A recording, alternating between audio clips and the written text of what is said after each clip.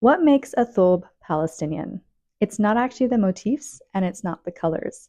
The real answer might surprise you. Keep watching.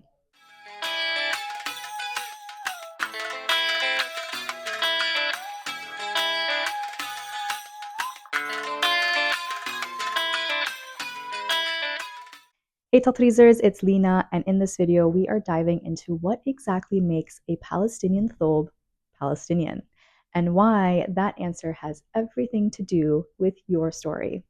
If you're new here, welcome.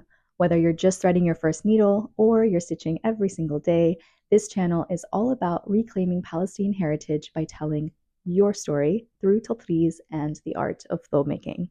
If that speaks to you, hit the subscribe button and let's begin. And if you're not sure where to even begin your tatreez journey, stick around. I've got something at the end to help you get started today.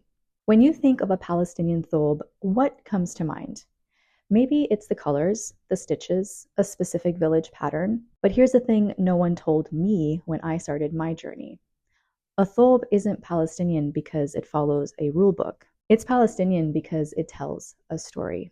Before occupation, before borders, before Zionism disrupted everything, Palestinian women were designing their thobes as living autobiographies.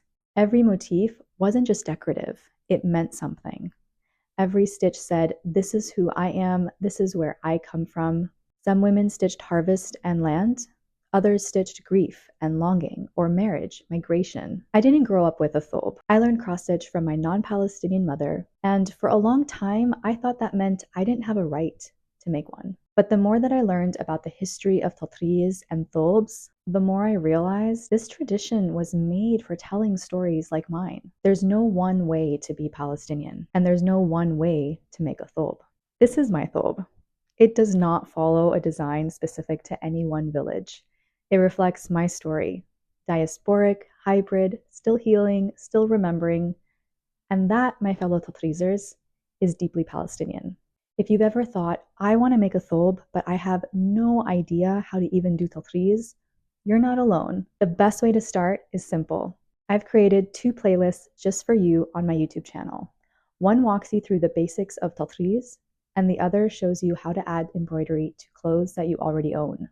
Start with what feels doable. 1 stitch, 1 motif, 1 story.